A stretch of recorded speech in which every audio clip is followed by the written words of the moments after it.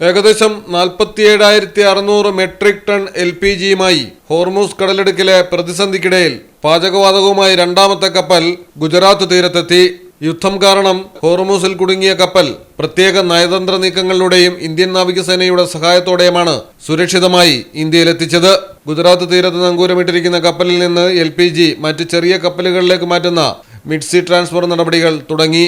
Bharat petroleum corporation limited charter ചെയ്ത കപ്പൽ യുദ്ധം തുടങ്ങുന്നതിന് തൊട്ടുമുമ്പാണ് കുവൈറ്റിൽ നിന്ന് ചരക്ക് കയറ്റിയത്. എന്നാൽ ഹോർമൂസ് കടലിടുക്ക് അടച്ചതോടെ കപ്പൽ കുടുങ്ങിപ്പോവുകയായിരുന്നു.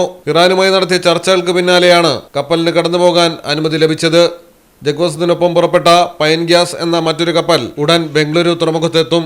News desk Malayalam television.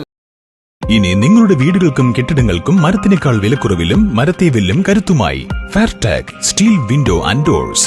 ഫെയർടെക്കിന്റെ മാത്രമായി പ്രത്യേകതകൾ. ഹൈ ക്വാളിറ്റി GA ഷീറ്റിൽ നിർമ്മിക്കുന്നവ. തിരഞ്ഞെടുക്കുവാൻ ആകർഷകമായ ഡിസൈനുകൾ വിവിധങ്ങളായ അളവുകളിൽ ലഭ്യമാകുന്നു. ഫെയർടെക് സ്റ്റീൽ വിൻഡോ ആൻഡ് ഡോർസ്.